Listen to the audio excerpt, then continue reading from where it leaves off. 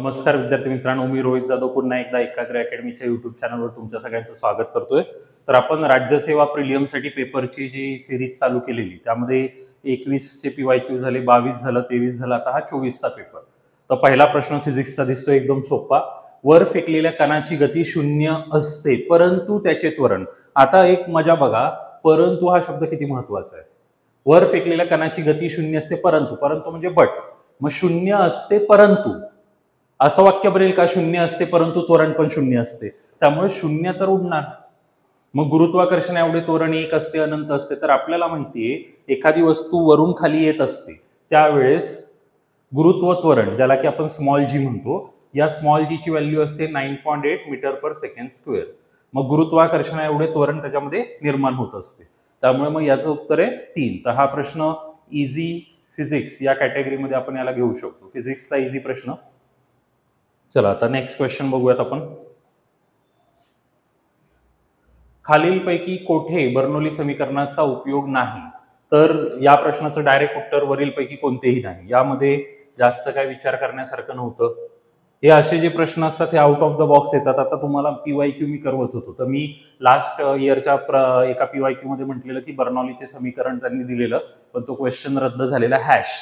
तर त्यावेळेस जर एखाद्या मुलांनी बर्नौली समीकरण काय असतं हे वाचलं असतं तर त्याला थोडंफार एक कळलं असतं।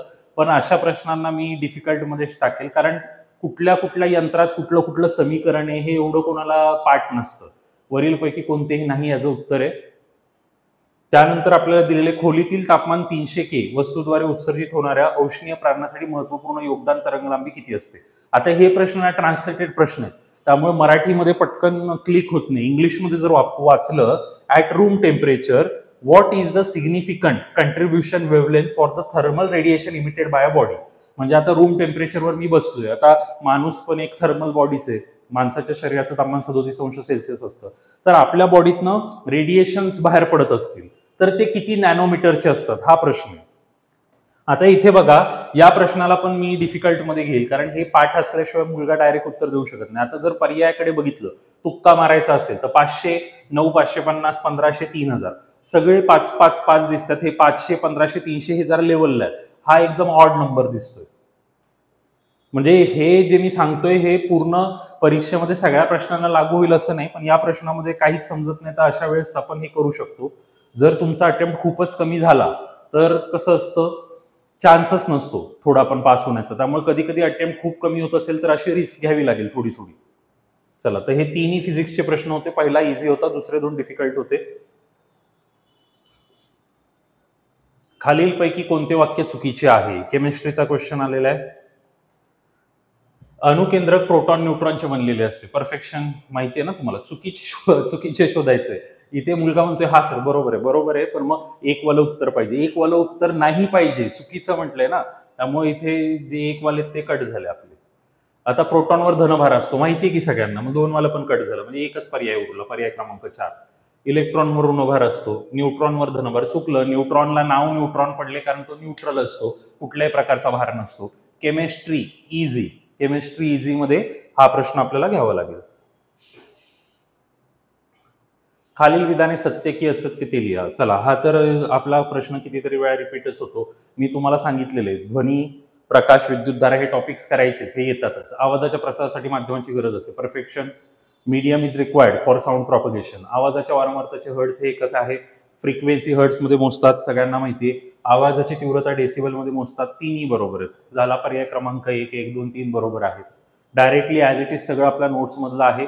Easy physics, easy physics. पुढे, खालीलपैकी कोणती तरंगलांबी पदार्थाच्या स्फटिकांत रचना अभ्यासासाठी वापरतात? तर हे वाचलं असेल तर येईल, आपल्या नोट्स मध्ये हे दिलेलं आहे। याचं उत्तर बघा, एक्स रे वेव्हलेंथ, क्ष किरण, एक्स रे सगळ्यांना माहिती आहे।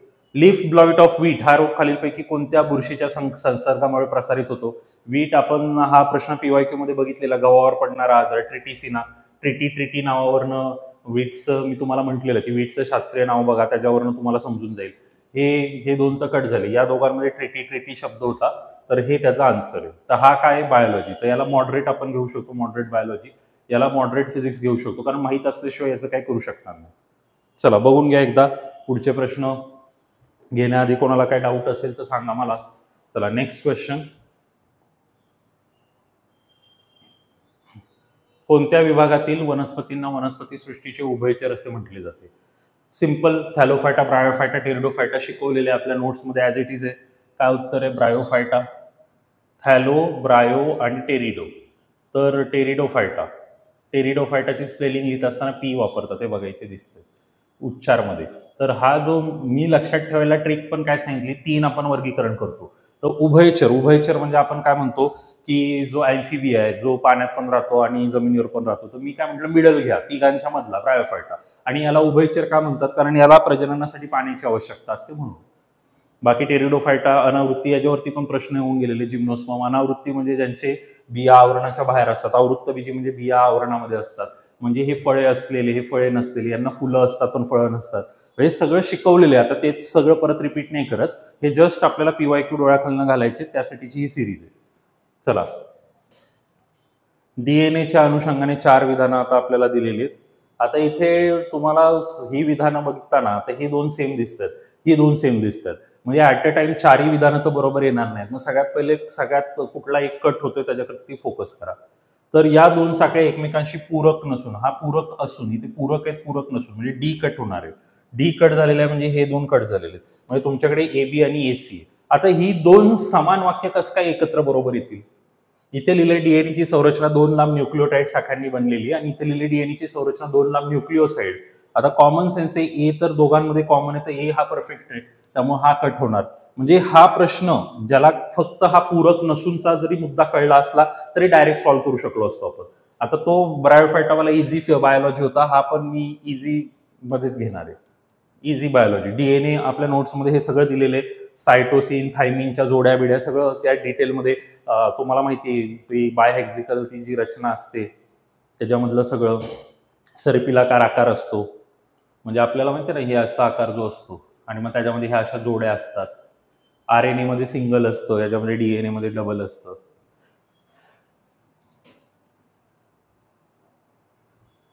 शेल्डन व श्वान आपल्या नोट्समध्ये पहिल्याच चॅप्टरमध्ये हे दिलेले. याला इझी मध्येच घेणार. त्यांनी जे सिद्धांत दिलेले त्यातला अचूक काय? सजीव एक किंवा अनेक पेशींनी बनलेले आहेत. नवीन पेशी पूर्वी अस्तित्वात असलेल्या पेशीपासून तयार होते. ओमनिस सेल्युला, सेल्युला हे लिहून पण दिलेले मी. पेशींच्या रासायनिक रचना चयापचय कार्यामध्ये मूलभूत समानता आहे. एखाद्या जीवाची क्रिया ही सामूहिक क्रियाकलाप व त्याच्या पेशीय संरचनाचा परस्पर संवाद असतो. मराठीमध्ये वाचायला टेन्शन येते, इंग्लिशमध्ये वाचा. वरीलपैकी सर्व हे उत्तर आहे. बघा 10 प्रश्न झाले. याला पण इझी बायोलॉजीमध्ये आपण घेऊ. फिजिक्समध्ये कुठल्याही प्रकारचं गणित आलेलं नाही आतापर्यंत. बघा 61वा प्रश्न, खालीलपैकी प्राणी कुठल्या एका वर्गातले? तर हा थोडासा डिफिकल्ट मध्ये घेणार मी, कारण का हे असे प्रश्न आपल्याला कधी वाचलेले सगळे पाठ नसतात. डिफिकल्ट बायोलॉजीमध्ये टॉर्पेडो. आता टॉर्पेडोचं नाव इथं आहे. Pristis, Pristis, hippocampus, hippocampus. तर 3 कॉमन याच्यामध्ये दिसत आहेत. हे प्रेस्टिस म्हणजे हे जरा समान दिसते, तर यांच्यापैकी एखादा आन्सर असण्याची शक्यता आहे. चला बघा,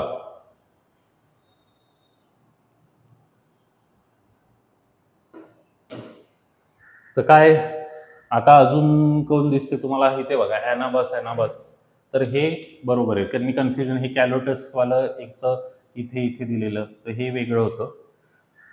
तर हा डिफिकल्ट मध्ये आहे. हेरॉईन नावाचे अंमली पदार्थ तयार करायला कुठल्या वनस्पतीचा अर्क लेटेस्ट वापरतात? खूप जणांनी हेम लिहिलं. उत्तरे खसखस. खसखस आपल्याला माहिती आहे, दिवाळीमध्ये वगैरे आपण वापरतो, किंवा बाकी पण काही जण कोल्हापूर वगैरे भागात खसखस जास्त वापरतात. भाजी करतात ते तांबडा रस्सा, पांढरा रस्सा वगैरे मध्ये टाकतात ना खसखस. त्याचं झाड असतं, त्याचं जे अर्क आहे त्याचा वापर करून ते हेरॉईन बदलतात. तर हे आपण डिफिकल्ट नाही म्हणू शकत, मॉडरेट. ती माहिती असेल तर डायरेक्ट उत्तर देऊ शकतो, काय याच्यात वेगळं नव्हतं. चला आता पुढे जाऊयात आपण. हा तर मला इझी क्वेश्चन वाटतोय सगळ्यात.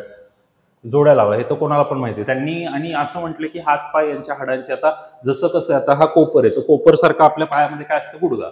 मग कोपर गुडघा हा जर जोडी तुमचा पहिला लागला C चा 2, तर C चा 2 फक्त इथं दिलेला आहे. बाकी काय? खांदा हा हिप सारखा आहे. खांदा म्हणजे हे जे हे हा सांधा आहे ते आपल्या हिप बोन सारखं असतं. ह्युमरस, ह्युमरस जो आहे, आणि आता इथे बघा ह्युमरस B वर दिलाय, B चं 3. ह्युमरस आणि फिमर, तर हा भागला ह्युमरस म्हणतो आपण, ही मांडीचा भाग.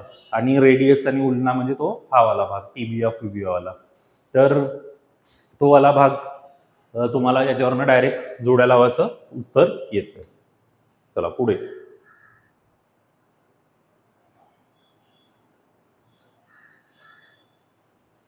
आता 64 परत हाडांचंच विचारले त्यांनी. बघा बरं काय खालीलपैकी कुठले विधान सत्य आहे.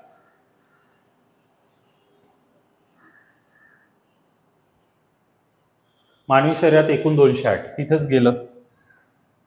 हा आकडा कितीचा आहे तुम्हाला माहिती, 206चा आहे. म्हणजे ए तर गेला, ए बी गेला, फक्त ए गेला. हाडे मणके चेहऱ्याचे हाडे अनियमित असतात, बरोबर आहे. कारण त्यांचे असे शेप नाही आहेत आणि त्यांच्यात हालचाल पण होत नसते, इरेग्युलर टाइप्स असतात त्यांचे.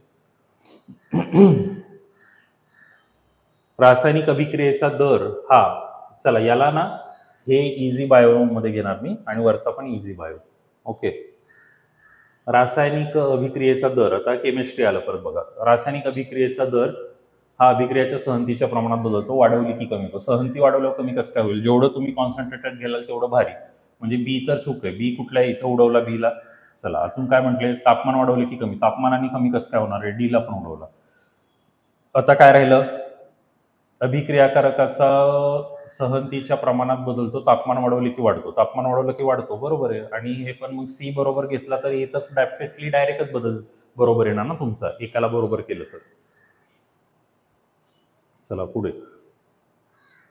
रासायनिक खतांच्या अतिवापरामुळे शेतजमिनींनी वाढलेल्या आम्लाचे उदासीकरण कोणते रसायन वापरतात? आता इथे बघा ना आयोगाने कसा गेम खेळलाय. उत्तर चुन्याची निवड आहे. कारण आम्लाचं आता ऍसिडिटी वाढली तर आपण बेस टाकणार आणि त्याला न्यूट्रलाइज करणार. न्यूट्रलायझेशन रिॲक्शन आपण हे शिकवलेलं ऑलरेडी ऍसिड बेसमध्ये. तर मुलाने उत्तर दिलं सर बी. त्यांनी गोल केलं इथे. चुकलं ना. त्यांनी प्लॅन कसा केलाय बघा. बी इथं आहे पण ते पर्यायमध्ये दिलेले 3 मध्ये. मग हे पण आपल्याला परीक्षेमध्ये लक्षात घ्यायचे. घाई गडबडीमध्ये कधी कधी आपल्याकडनं असं होतं की आपण हे बरोबर करून मागे बीला रंगवतो, म्हणजे 2ला रंगवतो, पण बी हा इथे 3 मध्ये दिलेला आहे. तर या पेपरमध्ये असं खूप वेळा झालेलं आहे. आयोगाने असं केलेलं आहे मुलांच्या बाबतीत.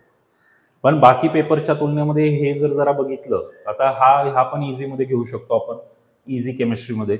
तर हा पेपर तसं गणित याच्यामध्ये काहीच नाही आलं. आणि तेच जर 23चा पेपर बघितला तर मुलं घाबरली होती. ते केमिस्ट्रीमध्ये कसली काय काय गणितं टाकलेली, काय संबंध नव्हता लागत. त्या मानाने तर सोपं आहे. खालीलपैकी कुठली धातूची जोडी त्या खनिजांपासून वेगळे काढण्यासाठी सायनाइड जटिल आयनांचे द्रावण वापरतात? आता हे काहीतरी उगाच द्यायचं म्हणून टाइमपास प्रश्न दिलेला आहे.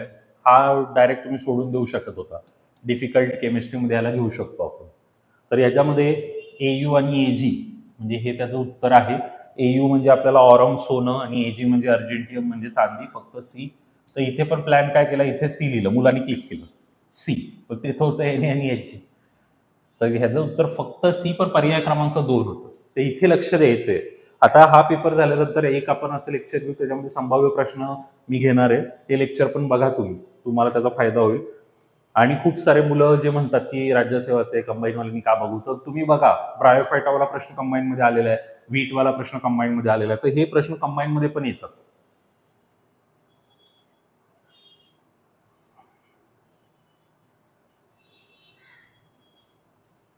चला आता काय म्हटलेलं आहे बघा.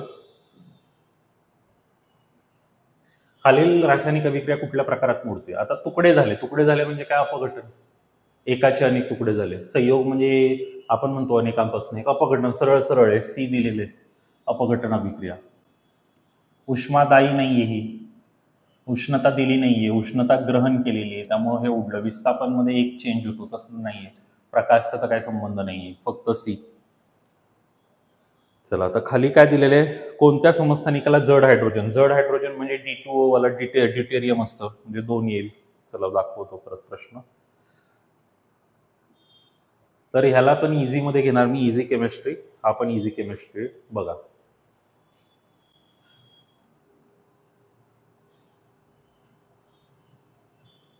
म्हणजे याच्यामध्ये आता त्यांनी ह्याच्यामध्ये नाही प्लॅन केलाय. इथे ड्यूटेरियम लिहिले तर ड्यूटेरियमच दिले, इथे ड्यूटेरियम लिहिलेले तर इथे 20 दिलेले.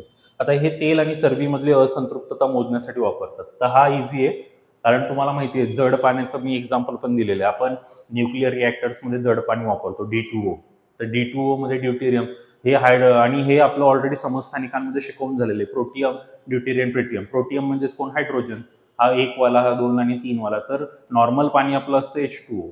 तर मग आपण ड्यूटेरियम वाला पाणी घेतो त्याला जड पाणी म्हणतो. हे तेल आणि चरबीमधले असंतृप्तता मोजण्यासाठी वापरतात. आता बघा, साबणीकरण मूल्य काहीतरी आहे का याच्यामध्ये? साबणाचा काय संबंध आहे? तर पहिला तर चुकला. आम्ल मूल्य, चरबीसाठी आम्लचा काय संबंध आहे? विषदीयता, विस्कॉसिटी, चुकलं. आयोडीन मूल्य हे त्याचं उत्तर आहे. आयोडीन टेस्ट वगैरे तुम्हाला माहिती असेल, शाळेच्या पुस्तकामध्ये NCERT मध्ये पण ती दिलेली. तर त्यासारखंच हे असतं. आयोडीन मूल्य एक वेगळी कन्सेप्ट आहे. तर या पेपरला बघता 23च्या तुलनेत हा पेपर सोपा होता. मग काहींचं म्हणजे 25ला पण मला वाटतं त्याप्रमाणे मॉडरेट लेवलचाच पेपर येईल. गणित येतील का? गणित तर 24मध्ये नाही आहेत. मोस्ट ऑफ द काय होतं की 23ला आलेली 24ला नाही आहे, मग 25ला पण कदाचित नाही येणार, मग 26ला येतील. असं 2-2 वर्षाचा गॅप असू शकतो मागच्या वेळेस सारखं जर बघितलं तर हा प्रश्न थोडासा मुलांनी वाचला नसेल तर मॉडरेटमध्ये घेऊ शकतो आपण. हा तर इझीमध्ये. डिफिकल्ट फक्त कुठे होतं बघा, एकदा आपण दाखवू. मॉडरेट, इझी, डिफिकल्ट किती आलेले ते बघू आपण, मोजूयात एकदा. हे पण इझी, हा डिफिकल्ट, एक डिफिकल्ट, हा इझी होता, हा इझी होता, हा इझी होता, हा तर सगळ्यात इझी होता. कोपर आणि गुडघा हे जर माहीत नसेल मुलांनी, MPSCच्या पेपरला बसायचीच गरज नाही असं वाटतं मला. हा थोडासा ठीक आहे, डिफिकल्टमध्ये घेऊ शकतो, पण ठीक आहे, मॉडरेट आहे. हा डिफिकल्ट आहे सेकंडवाला. हा पण मॉडरेटमध्ये घेऊ शकतो आपण. हा मॉडरेटच घेऊ शकतो. हे वाचलेलं आहे, DNA ची माहिती आहे डायरेक्ट. हा सगळ्यात इझी आहे, कंबाईनचा प्रश्न आहे डायरेक्ट. हा पण कंबाईनमध्ये गटकमध्ये पण येऊन गेलेला आहे. हा मुलांना कधी कधी नसेल समजला तर याला घेऊ शकतो. म्हणजे 3 प्रश्न मला दिसत आहेत फक्त जे डिफिकल्ट आहेत. आणि हा एक जो मी म्हटलं, हे 2, 4, 5 प्रश्न डिफिकल्ट आहे. बाकी तर पेपर सोपा होता. ठीक आहे, चला मग आजच्या सेशनमध्ये एवढंच. काय अजून डाऊट असतील तर सांगा पुढे. धन्यवाद, भेटूयात नेक्स्ट लेक्चरमध्ये.